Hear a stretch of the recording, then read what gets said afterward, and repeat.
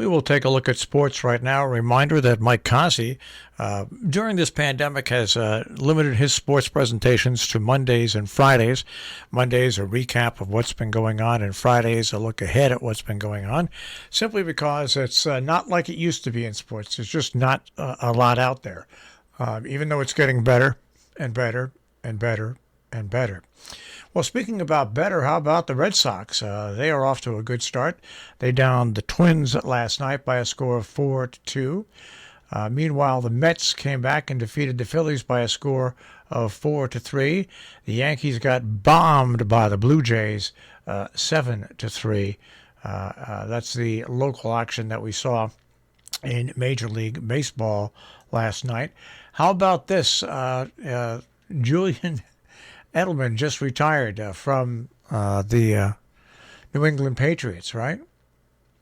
Well, now Rob Gronkowski, says there's probably about a 70% chance that Edelman will sign with the Buccaneers despite his retiring from the Patriots. Once again, probably another Super Bowl ring on tap for Tom Brady, the amazing, ageless Brady. How about this? Sports news. I don't know if it means anything.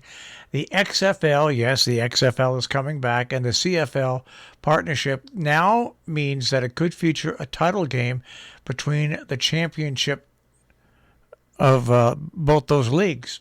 So they are combining, and who knows?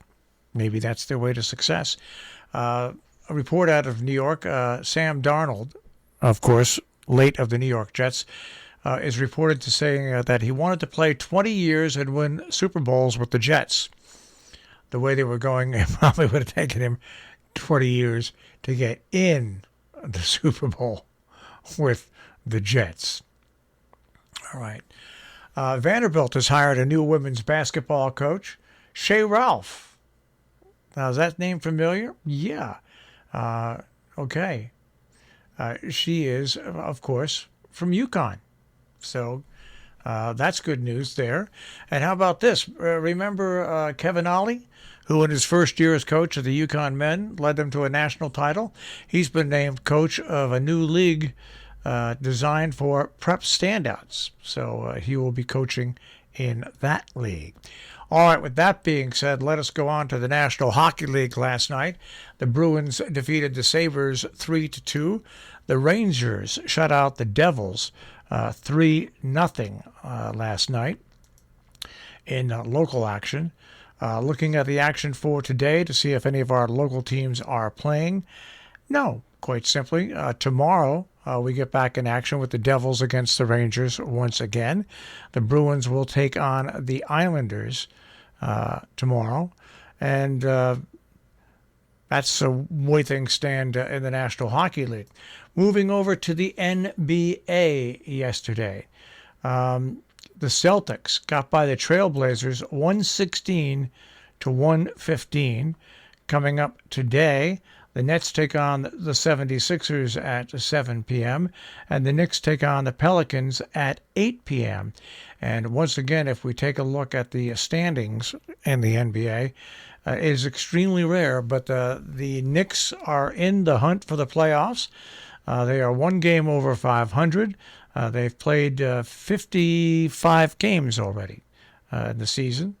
And they are in 8th place, the final playoff position, but they are only a game out of 5th place and 2 games out of 4th place.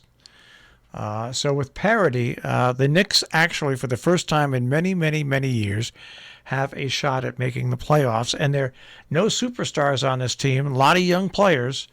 And after the doldrums for many, many, many years, it looks like the Knicks might be on the proper way to rebuilding and becoming at least a playoff caliber basketball team, which is good news.